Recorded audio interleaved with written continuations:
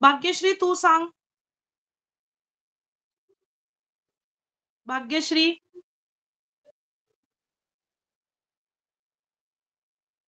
सगळ्यांना आवाज मॅम समरूपता म्हणजे ते सेम दिसतात. समरूपता म्हणजे सेम दिसतात आणि एकरूपता म्हणजे काय? ते तंतोतंत जुळतात. म्हणतात आणि एका वेळी एकानेच उत्तर द्या, कारण दोघं एका वेळी बोलले तर आपल्याला आवाज व्यवस्थित येणार नाही. ओके, तर कोण सांगेल? हँड रेज करा, मी त्याला चान्स देते. सानिया तू सांगशील? सानिया. येस मॅम, ज्याची मापे समान असतात त्याला एकरूप असे म्हणतात.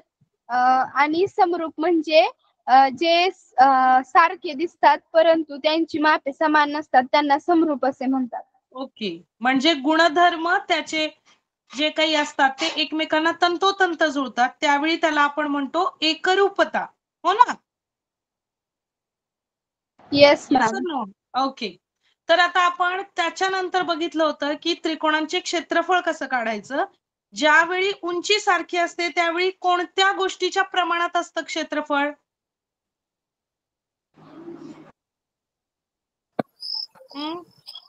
पायाच्या प्रमाणात. ऍब्सोल्युटली करेक्ट, पायाच्या प्रमाणात. आणि ज्यावेळी जो बेस म्हणजे पायासारखा असतो त्यावेळी त्यांच्या त्रिकोणांचं प्रमाण कसं असतं? कशाच्या प्रमाणात उंचीच्या असतं? प्रमाणात. उंचीच्या प्रमाणात. Very good. म्हणजे आता तुम्हाला ते सगळं लक्षात आलं की रिवाइज झालं की आपल्याला आता क्षेत्रफळ शोधायच्या वेळी कोणत्या गोष्टी कन्सिडर कराव्या लागतील. आता तुम्हाला स्क्रीनवर एक्झाम्पल दिसत असेल. स्क्रीनवर एक्झाम्पल आहे की त्रिकोण ABC याच्या BC बाजूवर D हा बिंदू असा आहे की DC ची बाजू जी आहे ती 6 दिलेली आहे. म्हणजे बघा मी स्क्रीनवर तुम्हाला ॲरोनी दाखवते. इथे ही जी बाजू आहे DC ही दिलेली आहे 6 आणि B पासून C पर्यंत ही पूर्ण बाजू दिलेली आहे 15. बघा आता ही बाजू दिली आहे 6 आणि ही पूर्ण दिली आहे 15. म्हणजे B पासून D पर्यंतचं अंतर तुम्ही शोधू शकता का? येस, नक्कीच शोधू शकता. कसं शोधणार? हे चारही काय आहेत बिंदू एकरेषीय आहेत. एकरेषीय बिंदू म्हणजे काय? जे बिंदू एका सरळ रेषेवर असतात त्याला आपण म्हणतो एकरेषीय बिंदू. आता B, P, D आणि C हे एकाच रेषेवर बिंदू आहेत म्हणून त्याला एकरेषीय म्हणतात. मग अशा वेळी काय असतं?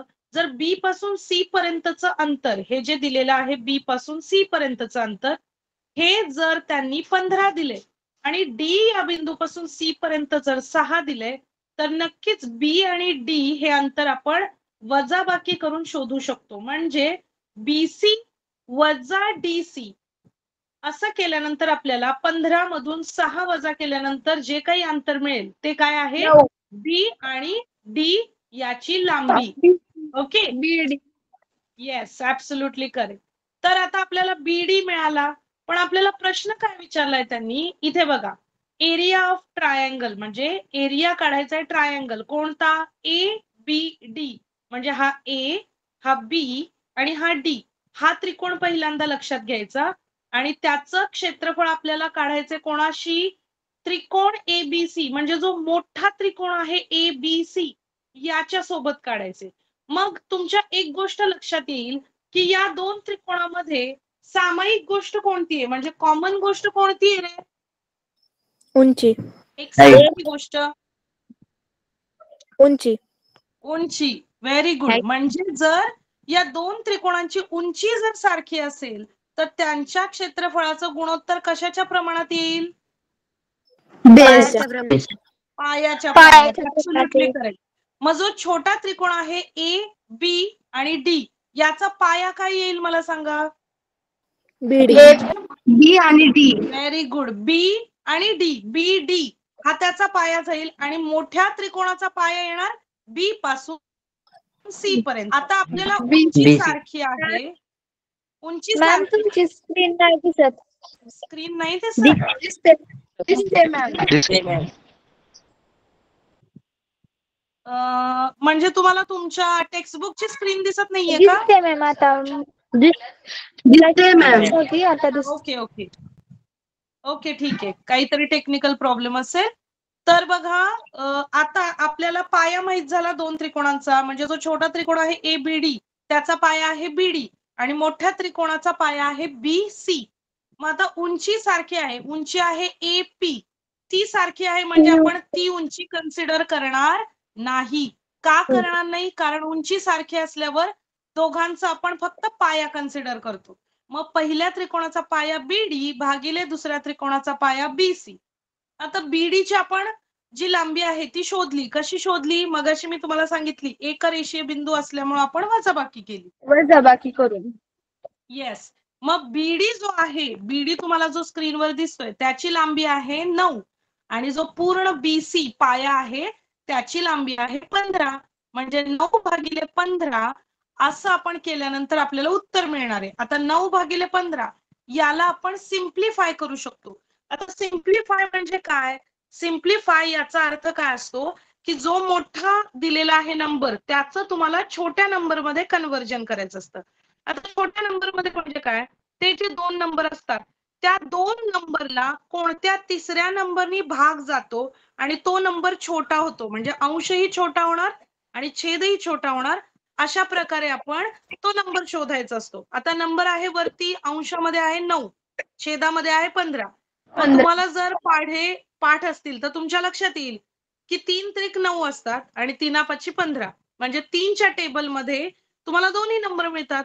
म्हणजे तुम्ही सिम्प्लिफाय केल्यानंतर उत्तर तुम्हाला मिळणार आहे 3 भागिले 5. कसं आलं हे उत्तर? तुम्ही असा नंबर शोधला की ज्या नंबरच्या पाढ्यामध्ये दोन्ही नंबर येतात आणि अशा प्रकारे तुम्हाला आन्सर मिळालं 3 भागिले 5. मग आता तुम्ही शेवटचं स्टेटमेंट महत्वाचं असतं. जेव्हा कधी वर्ड प्रॉब्लेम म्हणजे काय? लेखी असा जो प्रश्न असतो त्या प्रश्नातला सोडवल्यानंतर जे फायनल आन्सर असतं म्हणजे स्टेटमेंट जे असतं ते इम्पॉर्टंट असतं. म्हणजे 10वीला तुम्हाला जर बोर्ड एक्झाम तुम्ही जेव्हा देणार आहे तेव्हा जर तुम्ही ते जे लास्ट स्टेटमेंट आता दिलेलं आहे, मी थोडं स्क्रीन वरती घेते म्हणजे तुमच्या लक्षात येईल. इथे जे लास्ट स्टेटमेंट आपण लिहितो 3 भागिले 5 आणि नंतर त्यांनी अजून एका त्रिकोणाचं विचारलं होतं एबीडी भागिले एडीसी. तर हे जे आपण लिहिणार आहोत आणि त्याच्यानंतर जे फायनल स्टेटमेंट आहे ते खूप महत्वाचं असतं. जेव्हा तुम्ही आन्सर एंड करता त्यावेळी ते लिहायचं आणि त्याला एक ब्रॅकेट करायचं म्हणजे चौकोन करायचा आणि ते तुमचं फायनल आन्सर असतं. तर अशा प्रकारे तुम्हाला जे वर्ड प्रॉब्लेम, लेखी प्रॉब्लेम असतात ते सॉल्व्ह करायचे असतात. सगळ्यांना समजले का? मला सांगा कसं करायचं ते. जेव्हा उंची सारखी असते, येस, उंची सारखी असते त्यावेळी तुम्हाला काय करायचंय? पाया कन्सिडर करायचा आणि त्यानंतर तुम्हाला त्याचं गुणोत्तर म्हणजेच फायनल आन्सर तुम्हाला शोधायचं असतं. पहिला एक्झाम्पल मॅम 9/6 कसं काय आला? काय झालं? 9/6 कसं काय आला? ओके, 9/6 आपण तो त्रिकोण बघूया. बघा पहिला त्रिकोण होता आपला एबीडी. एक मिनिट मी स्क्रीन वरती घेते. एबीडी हा जो त्रिकोण आहे एबीडी छोटा त्रिकोण त्याचा पाया आहे बीडी. मग बीडी ची लांबी आपण काढली आहे 9 आणि त्यानंतर दुसरा त्रिकोण दिलाय त्यांनी एडीसी. म्हणजे बघा हा तिरका जो आहे ना इकडचा लास्ट पार्ट एडीसी, या त्रिकोणाचा पाया आहे डीसी आणि डीसी त्यांनी ऑलरेडी दिलेला होता. बघा इथे एक्झाम्पल मध्ये इथे वरती ब्ल्यू कलरनी दाखवते बघा, इथे दिलाय डीसी 6 आहे. मग हा जो डीसी 6 आहे तो येणार इथे छेदामध्ये. इथे मी ब्ल्यू कलरनी दाखवते पुन्हा एकदा. इथे 6 येणार कारण त्यांनी दिलेली आहे लांबी डीसी ची 6. मग 9 भागिले 6 याला पुन्हा आपण सिम्प्लिफाय केलं. आपण कोणत्या नंबरनी डिवाइड केलं? आता याला 3 ने, कारण 3च्या टेबलमध्ये 6 पण येतात आणि 9 पण येतात. म्हणजे 3 त्रिक 9, 3 दुणे 6. म्हणजे दुसऱ्या त्रिकोणाच्या क्षेत्रफळाचं गुणोत्तर आलं 3/2. समजलं? Yes ma'am. काही डाऊट आहे यामध्ये? No doubt. Okay, very good. आता त्याच्या पुढचं एक्झाम्पल आपण बघूया. पुढचं एक्झाम्पल आहे चौकोन एबीसीडी हा समांतर भुज चौकोन आहे. समांतर भुज म्हणजे कोण सांगेल रे? समांतरभुज चौकोन म्हणजे काय असतं? पॅरलेलोग्राम. समांतर असतात त्या चौकोनाला समांतर चौकोन म्हणतात. ओके. पॅरलेलोग्राम तुम्ही इंग्लिश मध्ये सांगितलं, मराठीत त्याला समांतरभुज म्हणतात. तर त्याच्या प्रॉपर्टीज म्हणजे त्याचे गुणधर्म काय असतात रे समांतरभुजाचे? त्याच्या चारी बाजू सारख्या असतात. मॅम त्याच्या समोरासमोरील बाजू ह्या समांतर असतात. Very good. बघा चारी बाजू सारख्या असतात का त्याच्या? पॅरलेलोग्रामच्या अपोजिट साइड सारख्या असतात. बघा पॅरलेलोग्राम त्या शब्दामध्येच त्याचा अर्थ आहे पॅरलेलोग्राम म्हणजे ज्या विरुद्ध बाजू असतात त्या काय असतात? समांतर असतात. समांतर म्हणजे त्या एकमेकांना छेदत नाही. समांतर म्हणजे अशा, म्हणजे त्या कंटिन्युअसली अशाच असतात, त्या एकमेकांना अशा क्रॉस होत नाहीत, म्हणून त्याला समांतर म्हणतो आपण. ओके. तर अपोजिट बाजू म्हणजे opposite sides are parallel to each other and they are equal also. म्हणजे काय? ते एकमेकांना समांतर आहेत आणि त्यांची लांबी जी आहे ती सारखी आहे. पण सगळ्या बाजू सारख्या नाहीयेत. अपोजिट साइड म्हणजे विरुद्ध बाजू फक्त समांतर आणि इक्वल आहेत. त्याला काय म्हणतो आपण? समांतरभुज चौकोन म्हणजेच पॅरलेलोग्राम. समजलं? Yes ma'am. ओके. तर आता यामध्ये काय दिलंय बघा, समांतरभुज चौकोन दिलेला आहे आणि पी हा एक बिंदू दिलेला आहे, पण तो कुठे दिलेला आहे बघा? बाजू बीसी वरील कोणताही एक बिंदू. आता बाजू बीसी मी तुम्हाला ॲरो करून दाखवते की बाजू जी बीसी आहे ही बाजू म्हणजे समांतरभुज चौकोनाची बाजू बीसी वरील कोणताही एक बिंदू. मग आता त्यांनी इथे घेऊन दिलाय बिंदू पी. तर असा एक बिंदू आहे. आता प्रश्न काय आहे की तर समान क्षेत्रफळांच्या त्रिकोणांच्या दोन जोड्या शोधा. म्हणजे ज्या त्रिकोणांच्या क्षेत्रफळ हे समान आहे असे दोन त्रिकोण शोधायचे. तर तुम्ही कसे शोधाल रे? उकल त्यांनी दिलेली आहे. तुम्ही उकल वाचा आणि तुम्हाला काय समजतंय ते सांगितलं तरी चालेल. ऑलरेडी स्क्रीनवर मी तुम्हाला त्याचं आन्सर दाखवत आहे. तर तुम्हाला ते वाचून काय समजतंय का? जरा 1-2 मिनिटं ट्राय करा. वाचा तुम्ही ते आन्सर आणि मग काय समजतंय तुम्हाला ते मला सांगा. ओके. मॅम काय दिलेलं आहे? हा पेज नंबर किती आहे पुस्तकाचा? पेज नंबर किती आहे एक मिनिट. पुस्तकाचा? हा 1 मिनिट. पेज नंबर बघून सांगते मी. एकच मिनिट. पेज नंबर 4 आहे. पहिला ओके धडा मॅम. पेज नंबर तुमचा 4 आहे. त्यामधलं आपण तिसरं गणित बघत आहोत. काय दिलंय गणित? त्यांनी समांतरभुज चौकोन दिलेला आहे आणि त्या चौकोनाच्या एका बाजूवर पी हा बिंदू दिलाय, म्हणजे तो बिंदू आहे बी सी. या बाजूवर पी बिंदू दिलाय आणि प्रश्न असा विचारलाय की तुम्हाला असे दोन त्रिकोण शोधायचे आहेत की ज्यांचं क्षेत्रफळ सारखं आहे. क्षेत्रफळ सारखं कधी कधी येऊ मॅम शकतं. मॅम बोल. एबीसी आणि बीडीसी यांचा बेस सारखा आहे आणि त्यांची जी हाईट आहे ती बीसी ती सुद्धा इक्वल आहे. ए बी सी आणि बीडीसी. ओके. Absolutely correct. तर तुम्हाला आता पहिली गोष्ट ही लक्षात घ्यायला पाहिजे की प्रश्न काय विचारलाय की असे दोन त्रिकोण शोधा की ज्या दोन त्रिकोणांचे क्षेत्रफळ सारखे. आता तुम्हाला एवढं तर कळालंय क्षेत्रफळ सारखे कधी असतात? ज्यावेळी एकतर उंची सारखी असते त्यावेळी किंवा पायासारखा असतो त्यावेळी. ओके. तर आता यामध्ये पाया बघा बीसी दिलेला आहे मोठ्या त्रिकोणाचा, जर तुम्ही एबीसी विचारात घेतला तर, आणि त्यानंतर जो तुम्ही त्रिकोण आहे बीडीसी हा विचारात घेतला तरी त्याचा पाया काय येतो? बीसी. म्हणजे आता या दोन त्रिकोणामध्ये पाया तुमचा सारखा मिळाला. तो काय मिळाला? बीसी बाजू. ओके. आता या दोन त्रिकोणांची जी उंची आहे ती पण सारखी आहे. तर कशी सारखी आहे? जो डी पासून खाली लंब टाकलाय बघा, बाजू बीसी जर तुम्ही एक्सटेंड केली म्हणजे पुढे घेतली तर तुम्हाला डी पासून जो लंब टाकलाय ती त्या त्रिकोणाची उंची झाली. समजलं का? ओके. तर आता उंची एकच असल्यामुळे जर तुम्ही पाया आणि उंची सारखी असेल तर त्रिकोणाचं क्षेत्रफळ सारखं येणार की वेगळं येणार? सारखा येणार. सारखं येणार. Yes, absolutely correct. म्हणजे बघा, जर तुम्ही असे दोन त्रिकोण निवडले की त्याची फक्त उंची सारखी आहे, तर त्याचं क्षेत्रफळ सारखं येईल का रे? नाही मॅम. नाही येणार. का नाही येणार? त्यासाठी त्या त्रिकोणाचा पाया आणि त्या त्रिकोणाची उंची ही समान असावी लागते, तेव्हाच त्या त्रिकोणाचे क्षेत्रफळ हे समान असते. Okay, absolutely correct. मी तुम्हाला आता ना स्क्रीनवर अजून एक आकृती काढून दाखवते. एकच मिनिट, म्हणजे तुमच्या अजून लक्षात येईल जे काही मी म्हणत होती त्याचा अर्थ. Okay, just a minute. Ma'am जसं की मॅम आपण पहिले या आकृतीमध्ये AB हा कॉमन बेस आहे आणि हाईट सुद्धा इक्वल आहे. त्याच्यामुळे यांचा जो क्षेत्रफळ आहे तो सारखा येईल. काय म्हटली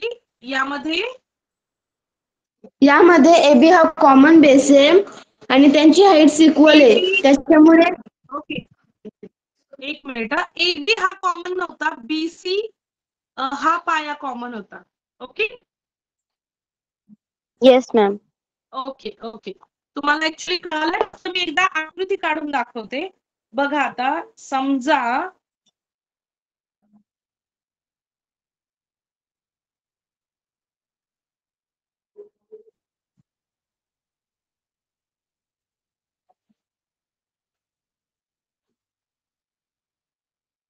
आता दिलेल्या स्क्रीनवर समजा आता मी बघा दोन त्रिकोण काढून दाखवते. येस आणि मॅम. ओके, आणि बघा मी काय केलं, इथे एक उंची दाखवली याची आणि ही पण याची, अशीच दाखवते.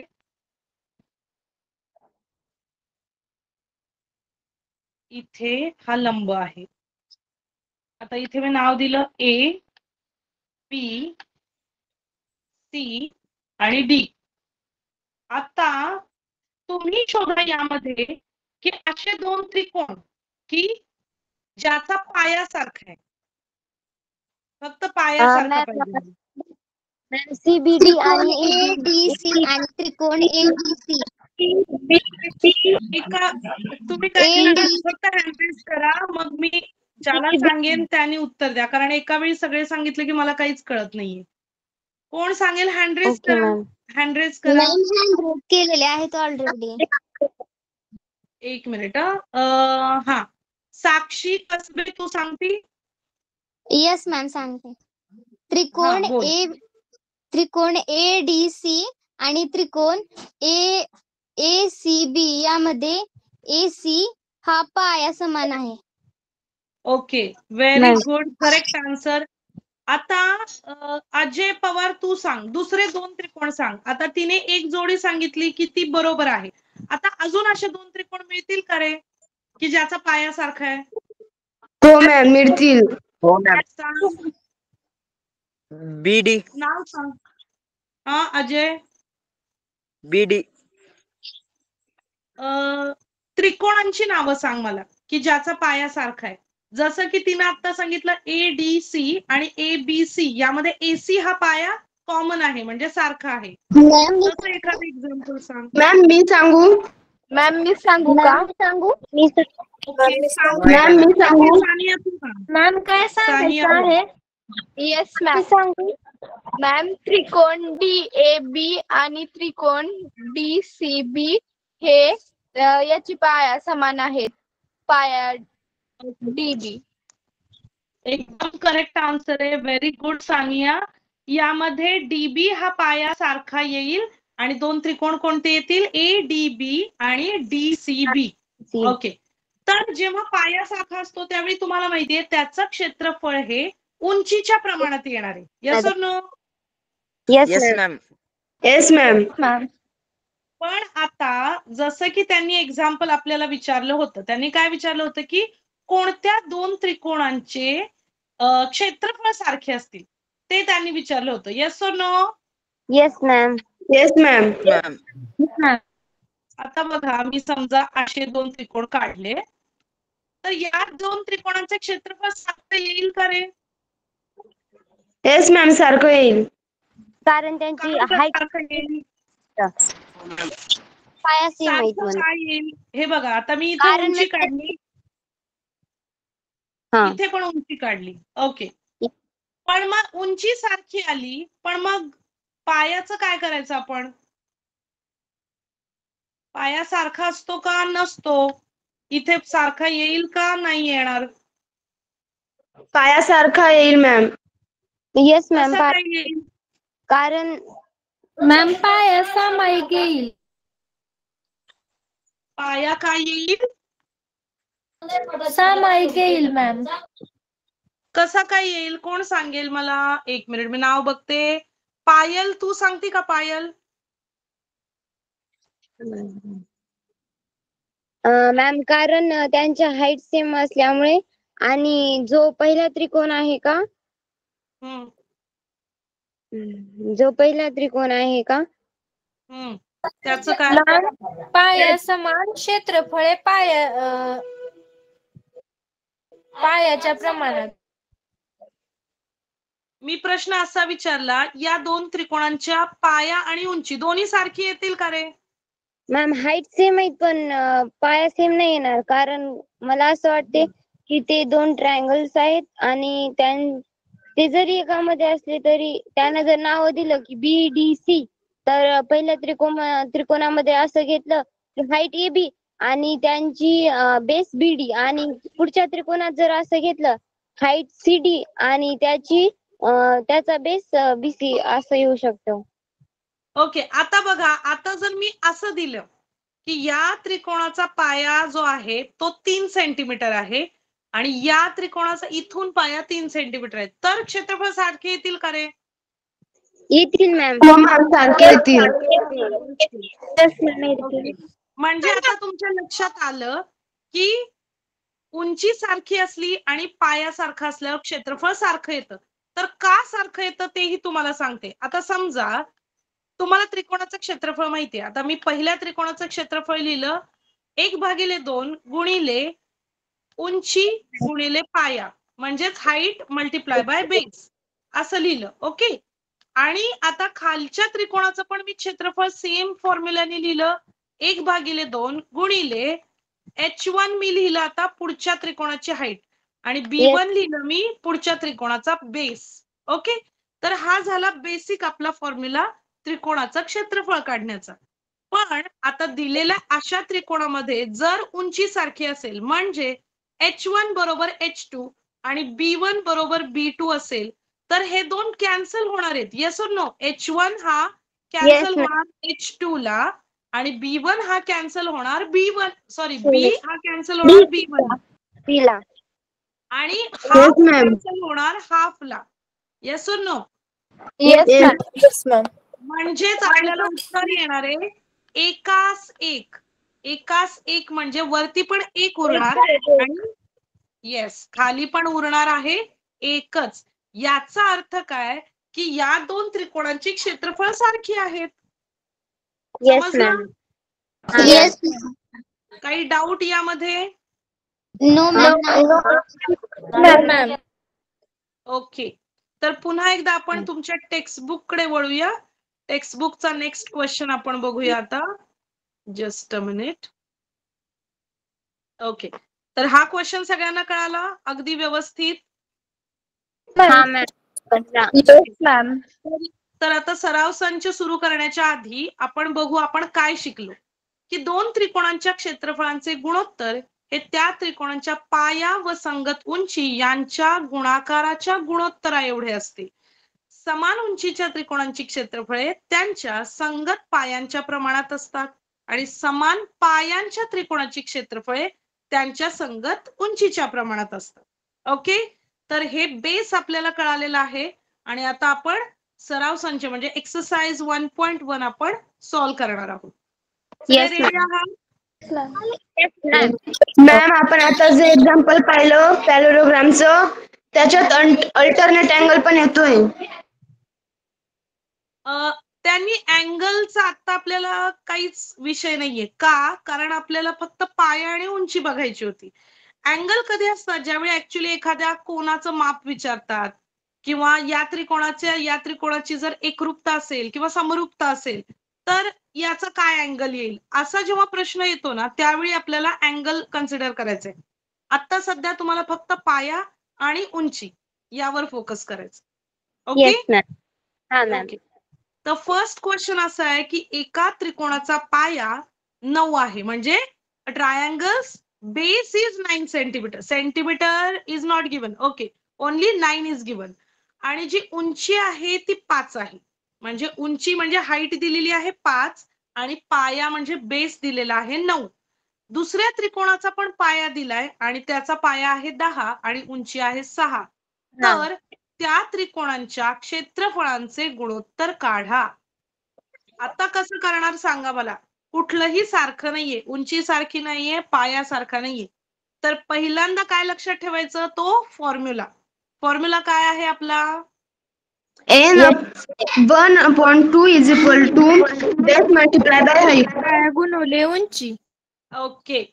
तर आता सगळे स्टार्ट करा सॉल्व करायला आणि ज्याचा आन्सर होईल त्यांनी हँड रेज करा. ओके. चला.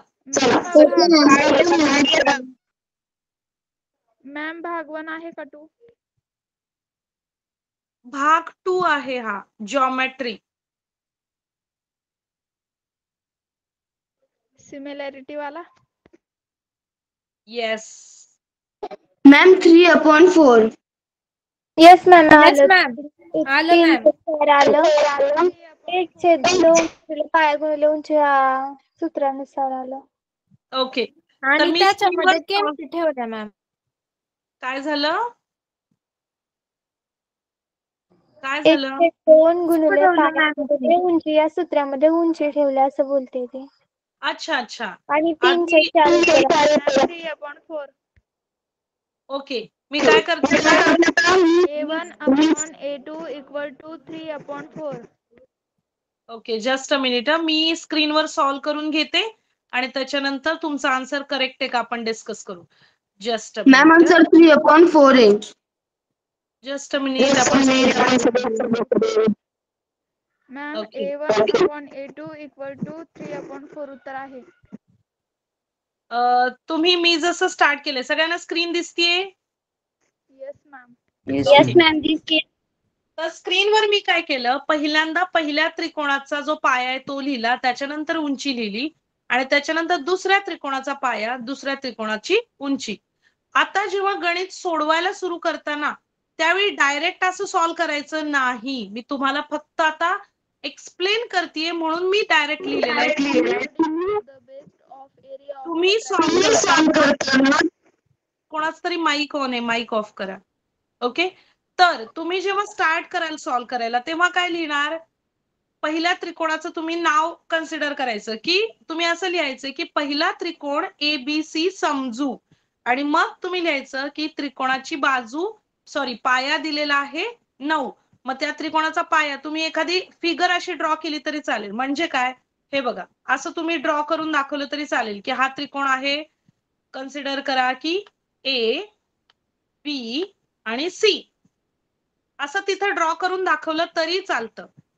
आणि त्याची उंची ही जी आहे ती 5 दिलेली आहे असं समजा आणि पाया आहे 9.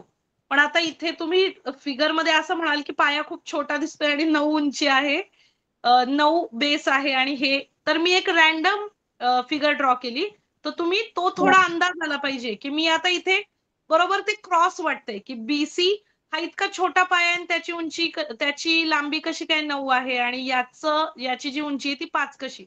तर ऍक्च्युली ती डायग्राम अशी काढायला पाहिजे अशी. ओके.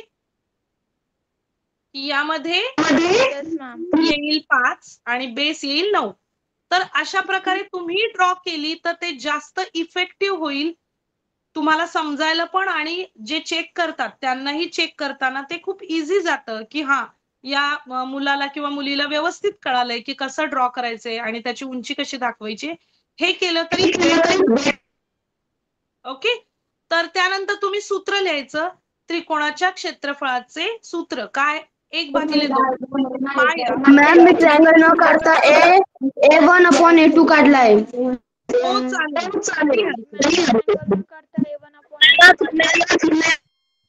ओके, माईक ऑफ करा, माईक ऑफ करा, मला एक्सप्लेन करायचंय. 5 एके 5, 5 दुणे 10, म्हणजे इंग्लिश मध्ये 5 1 जा 5, 5 2 जा 10, आणि इथे येणार 3 दुणे 6, 3 त्रिक 9. म्हणजे आपण सिम्प्लिफाय केलं आणि वरती आन्सर मिळालं. छेद जो आहे तो खाली येणार, अंश वर असणार, म्हणजे 3 एके 3, म्हणजे वरती येणार 3, बे दुणे 4, खाली येणार 4. 3/4. समजलं? मॅम मला 6 सांगायची होती, सांगा. पायल काय म्हटली तू? पुन्हा एकदा सांग, आवाज नाही आला मला. मॅम मला एक पद्धत सांगायची, आपण त्याच्यामुळे कन्सिडर करू शकतो का? काय? म्हणजे दुसरी एक पद्धत सांगायची, त्याच्यावरून आपल्याला आन्सर काढता येतो असं. कुठली पद्धत? म्हणजे तीच, म्हणजे आपण असं कन्सिडर करू शकतो का की पहिल्या त्रिकोणाची उंची h1 आणि दुसऱ्या त्रिकोणाची उंची हो, असंही करू अगदी शकतो. अगदी करू शकता. मॅम म्हणजे मी पण तुझं तसंच म्हणणं आहे सोडवलंय. आणि पहिल्या त्रिकोणाची उंची h1 बरोबर 5 आणि पहिल्या हा. त्रिकोणाचा बेस म्हणजे b1 बरोबर 9. चालेल, काही हरकत नाही. आणि मॅम आपण मॅम हे पण आहे A1/A2 = B1/B2 into H1/H2. Okay, म्हणजे तुम्ही पाया आणि जो काही उंची आहे त्याला काहीतरी लेटर कन्सिडर केले तरी चालेल, काहीच प्रॉब्लेम नाही. ओके मॅम मी वेगळ्या पद्धतीने सॉल्व्ह केलंय, तुम्ही वेगळं सॉल्व्ह केलंय. ओके, तू कसं केलं? तुझं उत्तर काय आलं? माझं उत्तर पण 3/4च आहे. ओके, मग तू काय केलं भाग्यश्री? मी 9 × 5 केलं, मग 45 आन्सर आलं. हो चालेल ना, कोणत्याही पद्धत. हे बघा, म्हणजे तू याच्या जागी काय केलंस? 45 लिहिलं, 9 5 जा 45 आणि 10 आणि 6 खाली जा 60. 60, आणि त्यानंतर 5 ने भाग लावला असेल किंवा 15 ने भाग लावला असेल. 15 मी त्रिक 15 ने भागलो. येस, म्हणजे 15 3 जा 45 and 15 4 जा 60. That is also absolutely correct. Okay yes ma'am. Okay, तर तुम्ही एकतर गुणाकार करा आणि त्याच्यानंतर सिम्प्लिफाय केलं तरी चालेल, किंवा आधी सिम्प्लिफाय करा आणि जे काही अंश येईल म्हणजे न्यूमरेटर येईल आणि डिनॉमिनेटर येईल त्याचं आन्सर फायनल केलं तरी चालेल. दोन्ही एकच येतं answer. Okay yes ma'am. Okay, तर पहिला क्वेश्चन तुम्हाला कळालेला आहे. तर आता आपण दुसऱ्या क्वेश्चन कडे जाऊया. सगळ्यांना समजतंय ना व्यवस्थित? Yes yes ma'am. Ma'am. Just a minute. हा, कोणाला डाऊट आहे का?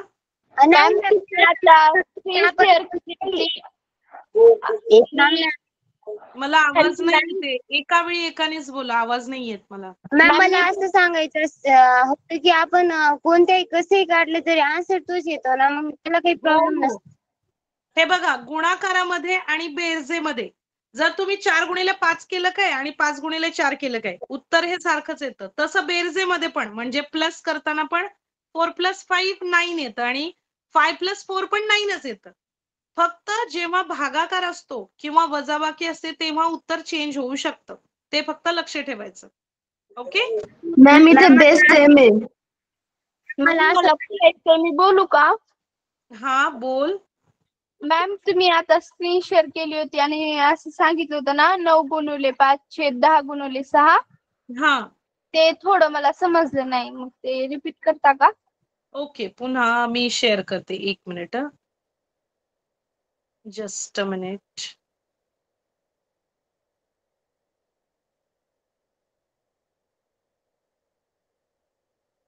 हे बघ, आता जिला कळालं नव्हतं, मला नाव आता लक्षात नाही. सानिया. ओके, मराठीतच सांगू ना सानिया? Yes ma'am. ओके, तर पहिल्या त्रिकोणाचा जो पाया होता तो 9 होता, म्हणून आपण 9 लिहिला. पाया गुणिले उंची, पहिल्याचं क्षेत्रफळ घेतोय आपण, कारण हाफ हाफ तर कॅन्सल होणार आहे, म्हणून पाया आणि उंचीच घेणार आपण. मग पाया होता 9, उंची होती 5. दुसऱ्या त्रिकोणाचा पाया होता 10 आणि त्याची उंची होती 6. या दोघांचं गुणोत्तर काढायचंय. गुणोत्तर म्हणजे आपल्याला भाग लावायचंय. म्हणून Yes, आपण अशा प्रकारे लिहिलं आणि त्यानंतर आपण सिम्प्लिफाय केलं. म्हणजे 3 त्रिक 9, 3 दुणे 6. म्हणजे इथे वरती आले 3, इथे आले 2 आणि इकडे 5 एक्के 5, 5 दुणे 10. मग वरती काय राहिलं? इथे 1 आणि इथे 3. म्हणजे 3 एक्के 3 आणि खाली हे जे 2 आणि हे 2 याचा गुणाकार 4.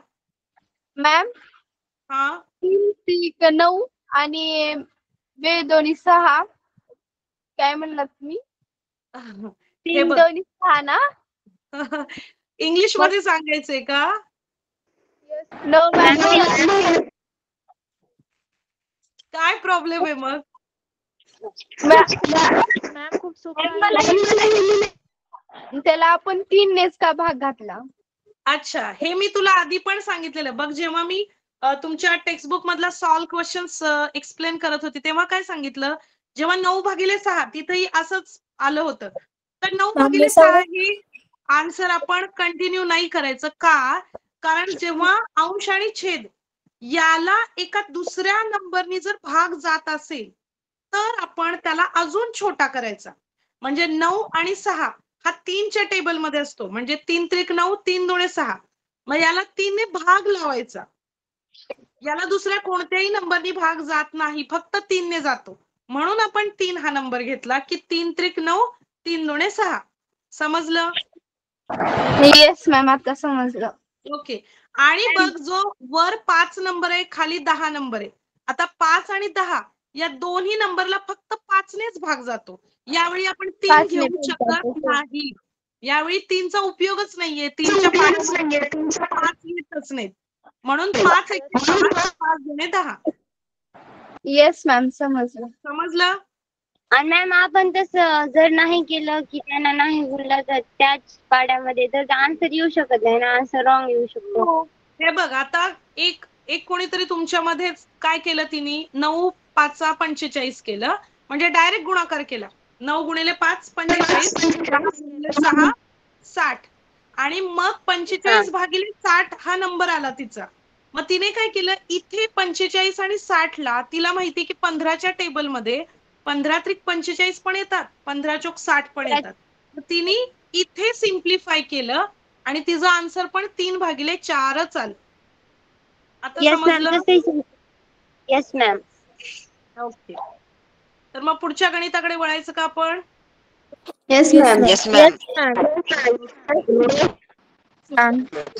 Just a minute. I will share the screen. Okay.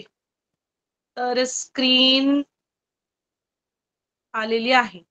आता प्रश्न 2 काय दिलाय की एक आकृती दिलेली आहे.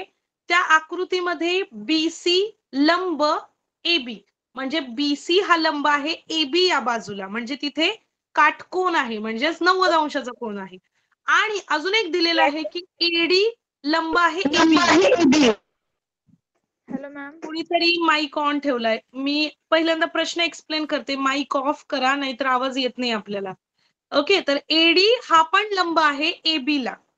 आता असे 2 लंब दिलेत, 2 त्रिकोण आहेत वेगवेगळे.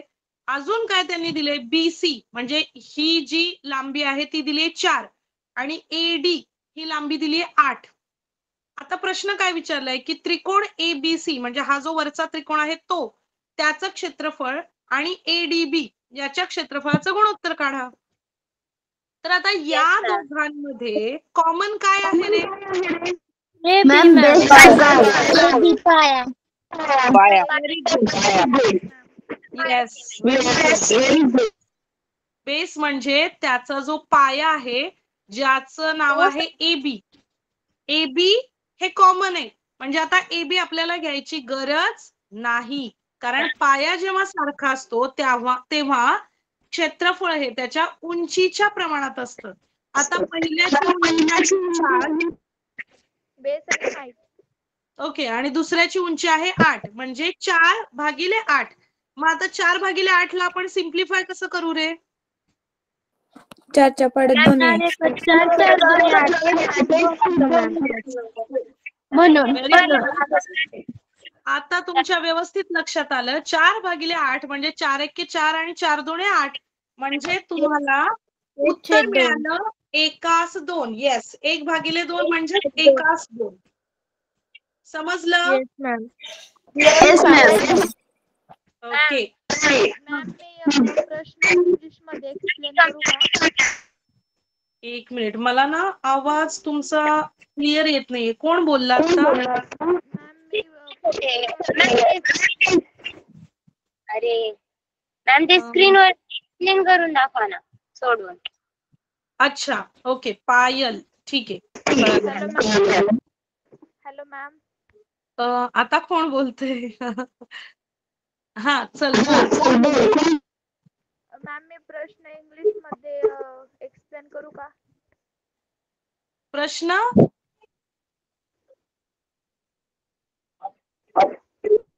जोरात बोल, मला समजत नाहीये.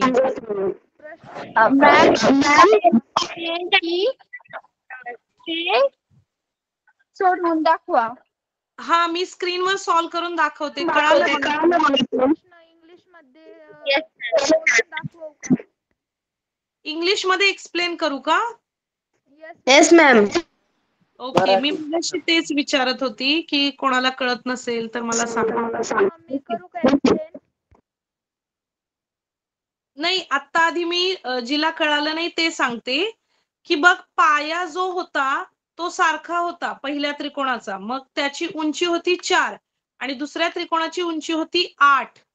मग 4/8 म्हणजेच 4 एके 4, 4 दुणे 8 म्हणजे उत्तर आलं 1/2. म्हणजे तुम्ही काय लिहिणार? त्याच्या पुढे इथं लिहिणार त्रिकोण जो काही दिला होता ABC what ever it is. मग त्या त्रिकोणाचं नाव भागिले दुसऱ्या त्रिकोणाचं नाव आणि याचं उत्तर आहे 1/2. बरोबर, 1/2. ओके, 1/2. 1/2. येस. तर आता आपण नेक्स्ट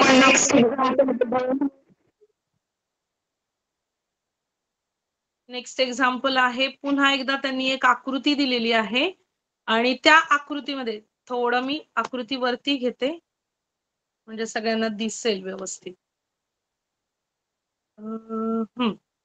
बघा आकृती काय दिलेली आहे इथे. आकृती 1.14 मध्ये रेख PS. आता बघा, PS ही जी बाजू आहे, रेख म्हणू शकता तुम्ही, तो लंब आहे RQ ला.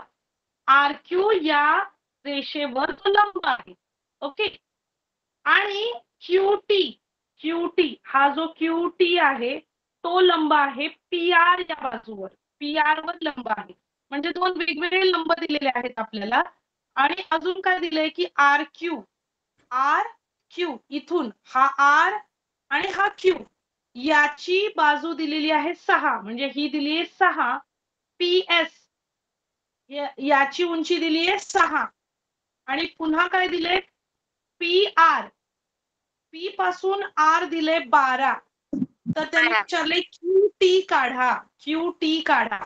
म्हणजे बघा, याचा अर्थ त्यांनी दोन त्रिकोणांचं आपल्याला काय करावं लागेल, क्षेत्रफळाचा सूत्र वापरून आपल्याला जो QT आहे म्हणजे दुसऱ्या त्रिकोणाची जी उंची आहे ती काढावी लागेल.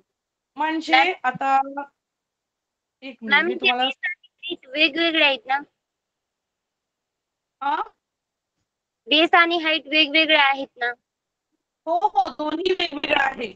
यामध्ये कॉमन काहीच नाहीये. आता मी तुम्हाला सांगते फॉर्म्युला. पहिला त्रिकोण होतो. तुमच्याकडे टेक्स्टबुक आहे का? जर मी ही स्क्रीन बंद केली तर? Yes ma'am. Yes ma'am. Yes ma'am. Okay okay. Textbook मध्ये एक मिनिट बघा तुम्ही. मी आता स्क्रीनवर सॉल्व्ह करते, त्यामुळे तुम्हाला आता मला टेक्स्टबुक दाखवता येणार नाही.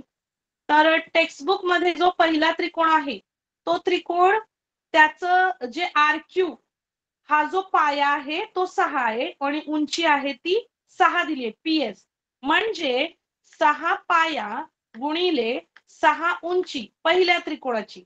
आणि आता दुसरा त्रिकोण जो आहे त्याचा जो पाया आहे PR तो 12 दिलाय आणि QT 12 आणि QT आपल्याला QT काढायचं. येस, QT काढायचा आहे. असा आपला प्रश्न आहे. पण आता तुम्ही सांगा की हे कसं काढणार आपण? त्यांनी मॅम लंब मी तर सांगू दिली, का? इथे लंब दिला, इथे लंब दिलेला आहे. त्याला भाग द्यायचा. मॅम मी सांगू हा मॅम मी कोण सांगू का? सांगणार? पहिल्यांदा QT गुणिले 6 करायचं बरोबर 12 गुणिले 6 करायचं. त्यानंतर 6 मॅम QT बरोबर 72. परत थांब पायल. QT आहे ती तसंच तिथे ठेवायचं. त्यानंतर बरोबर चिन्हाच्या पलीकडे 6 गेल्यानंतर भागिले होतं.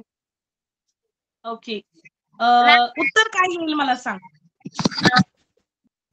मॅम असं जमते ना 6 आणि 6 36 आणि 36 ला 12 ने भाग QT बरोबर 12 येतं. मॅम QT मॅम बरोबर QT बरोबर 3 येतो. नाही नाही नाही. बघा आता तुमच्याकडे जर टेक्स्टबुक असेल तर टेक्स्टबुक मध्ये एकच त्रिकोण दिलाय. कुठला? PRQ तिरका त्रिकोण दिलेला आहे. त्याची एका शिरोबिंदूतून लंब टाकलाय तो QT दिलाय आणि P या शिरोबिंदूतून लंब टाकलाय तो PS दिलाय. याचा अर्थ काय? त्रिकोण हा एकच आहे. त्या त्रिकोणाचं जेव्हा तुम्ही लंब म्हणजे जेव्हा तुम्ही पाया वेगळा घेता त्यावेळीची उंची दिलीये आणि दुसरा जेव्हा पाया कन्सिडर करता जसं की RQ त्याची उंची दिलीये PS. याचा अर्थ असा त्रिकोण एकच आहे म्हणजे क्षेत्रफळ हे इक्वल असणार आहे. म्हणजे फक्त तुम्ही क्षेत्रफळ वेगवेगळ्या बाजूने घेताय. म्हणजे कसं? जेव्हा मोठा पाया जो PR पाया कन्सिडर करता त्यावेळी उंची QT आहे आणि ज्यावेळी PRQ हा पाया आहे त्यावेळी उंची PS आहे. म्हणजे याचा अर्थ हा पाया गुणिले उंची बरोबर तो पाया गुणिले उंची. म्हणजे जे मी इथे स्क्रीनवर दाखवलं आहे. एक मिनिट. मॅम मी सांगू का हे उत्तर काय येतं? याचा ma'am QT is equal to 3. Yes ma'am QT बरोबर 3 येईल. येस मॅम QT बरोबर 36 3. आहे तो गुणाकार इक्वल येणारे 12 गुणिले QT बरोबर. मग आता हा इक्वल कधी येईल? 36 बरोबर 36 येतील त्यावेळी. म्हणजेच 12 गुणिले 3 केल्यानंतर 36 येतात. म्हणजे याचं उत्तर आहे 3. 3. ओके. Yes ma'am. आता काही जणांना कळालं. ज्यांना कळालं नाही त्यांनी पुन्हा एकदा रीड करा आणि तुम्हाला लक्षात मॅम येईल. ती कसं काढायचं मी सांगू का? नाही आता आपला टाइम झालेला आहे तर आपण याचा पुढचा भाग आहे तो नेक्स्ट क्लास मध्ये बघूया. Okay. Yes ma'am. Yes ma'am. Okay ma'am. Good night. Bye bye. Good night. Good night ma'am. Bye. Ma'am अभ्यास काय आहे? तुम्ही फक्त जे शिकवलेलं आहे ते गो थ्रू करा म्हणजे पुन्हा एकदा वाचा. Okay. Okay ma'am. Okay ma'am. Okay ma'am. Bye bye. Ma'am आज एकच क्लास आहे का? Good night. Good night. Bye ma'am. Bye ma'am. Good night. Good night. Good night ma'am.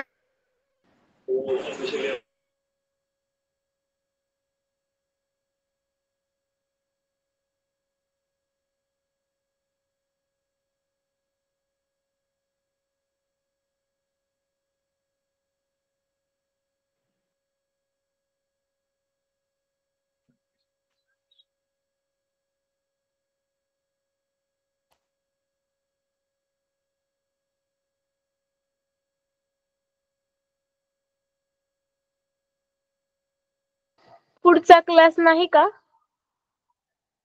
माहित नाही. क्लास अरे ती दत्ता माने कुठे गेली ग? अरे तिला तिच्याशी बोलायचं होतं.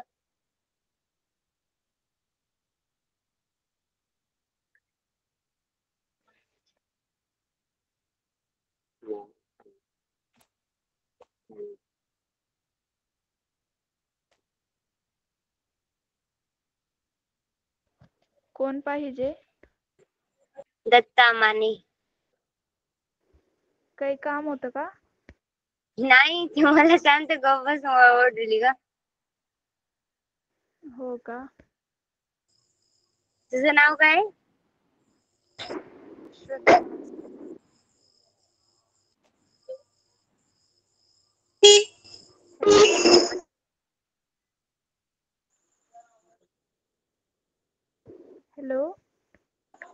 अरे म्यूट करा ना.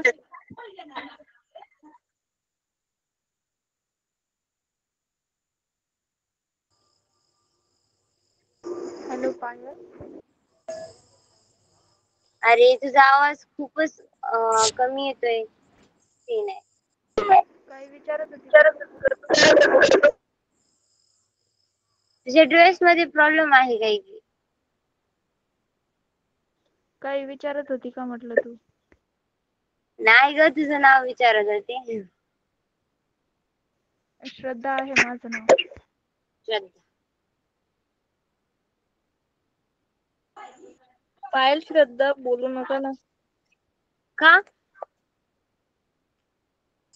प्रजापती. प्रजापती तीच आहे नाव तुझं? नाही, प्राजक्ता ना नाव.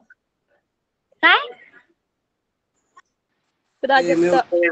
प्राजक्ता. कोणत्या शाळेत आहेस तू प्राजक्ता? अभ्या काय पाठवला बर.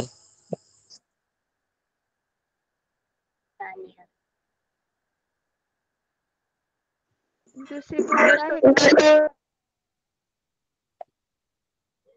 हॅलो.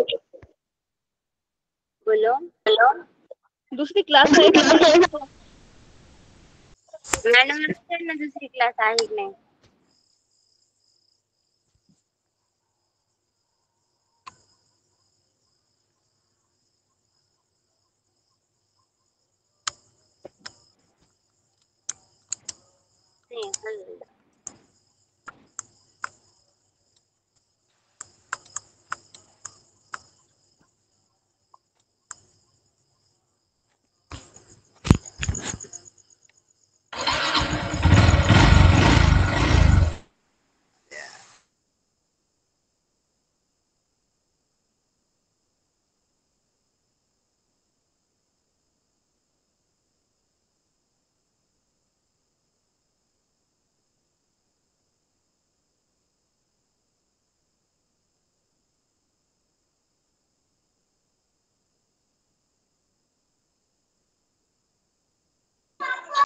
प्रेमा मॅम.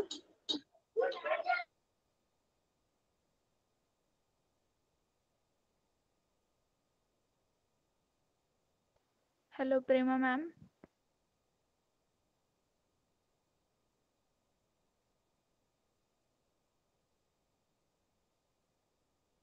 हॅलो प्रेमा मॅम.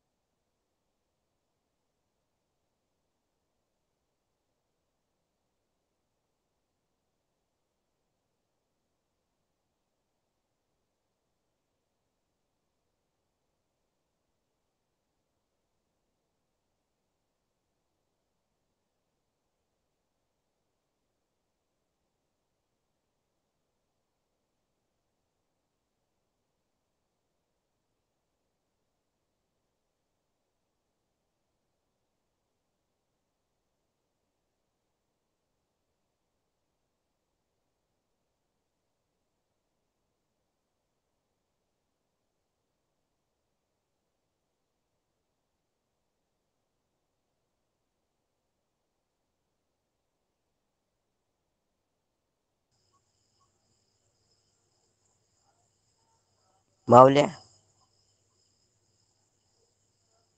बोल. समजाच पाठवणार. तूच बोलला सरासरीचे 1.3 पाठव. काय निसं नाव पाठवतो काय? पाठवतो. तुम्ही असं काय बोलत आहात? तुमची भाषा वेगळी आहे का?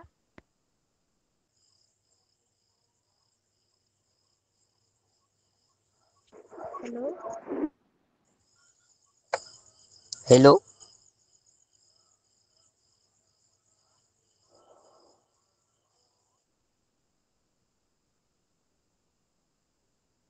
तुमची भाषा वेगळी आहे का? नाही. मराठी. ओके. काय झालं?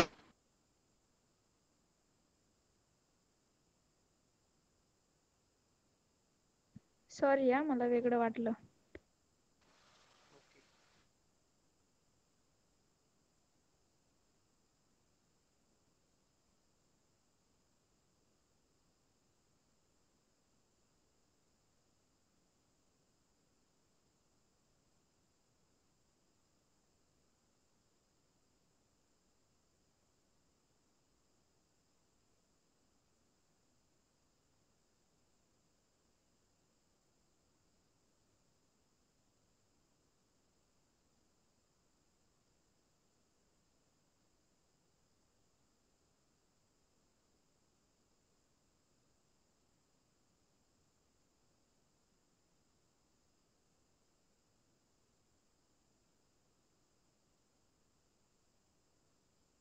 प्रेमा मॅम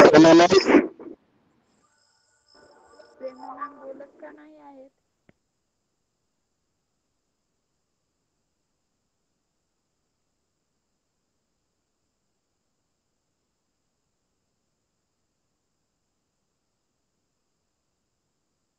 हॅलो प्रेमा मॅम.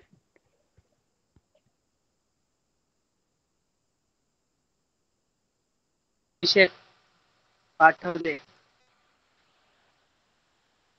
बर. हॅलो मॅमनी सांगितले दुसरा क्लास होणार नाही, मग लेफ्ट व्हा सगळं.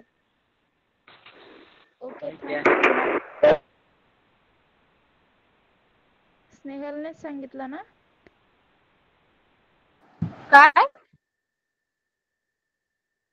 ओ सॉरी, तुझं नाव सानिया आहे, तुझं नाव. सॉरी हा. क्लास आहे का? हा नेटवर्क प्रॉब्लेम आहे.